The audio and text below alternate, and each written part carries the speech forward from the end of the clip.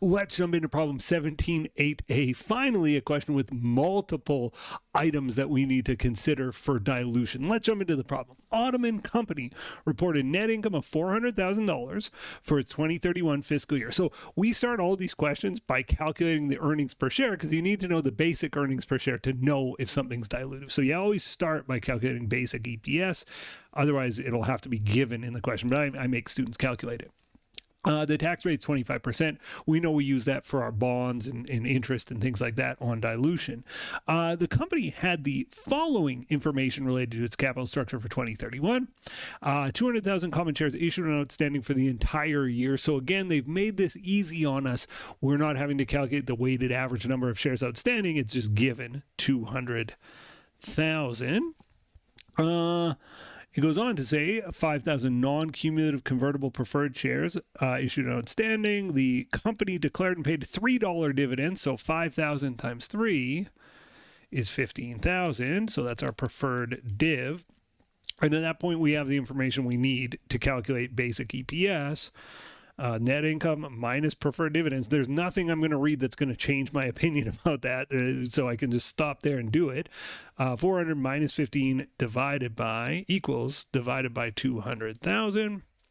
1.925 will round to the nearest cent, so 1.9. Well, I'll put 1.925 and then 1.93. Okay.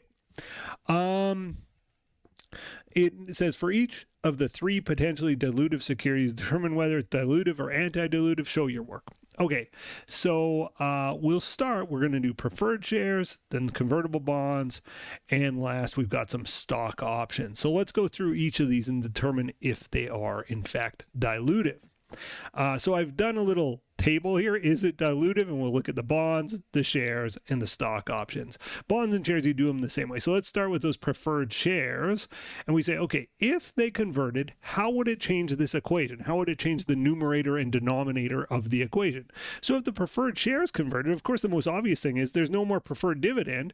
The numerator is no longer 385,400 minus 15. It's just 400. The numerator goes up by 15,000. So let's note that. Numerator change plus 15,000. If my preferred shares convert, my numerator goes up 15, but also my denominator goes up because I got a bunch of new shares. How many new shares? Well, it just so happens they convert at a rate of 3 common shares, so it's actually 15 also. That's a little weird, but the denominator goes up by 15,000 common shares. So my answer is 1, right? That's the level here, and I have to compare to this number, and if it's lower, it is dilutive. So the answer is yes. Dilutive. Let's continue. Let's read the bit about the bonds. $500,000 of 8% convertible bonds issued and outstanding for the entire year.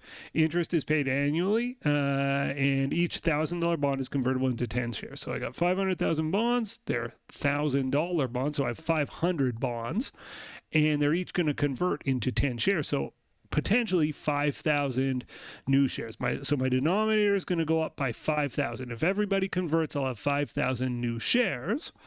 They're 8% bonds, so 500,000 times 0.08 is $40,000 of interest that's going to be saved, but we want to net it of tax. It's 25% tax rate, so you go 45,000 times 1 minus 25% times 1 minus the tax rate, which is 0.75. So 45,000 times 0.75 is 30,000.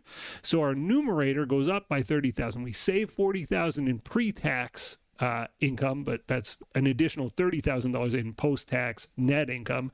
So my numerator goes up by 30,000 as a result of this. So 30,000 divided by 5,000 is 6.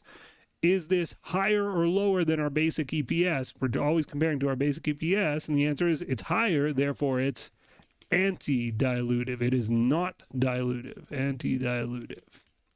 The last one. 20,000 stock options issued to employees and outstanding for the entire year.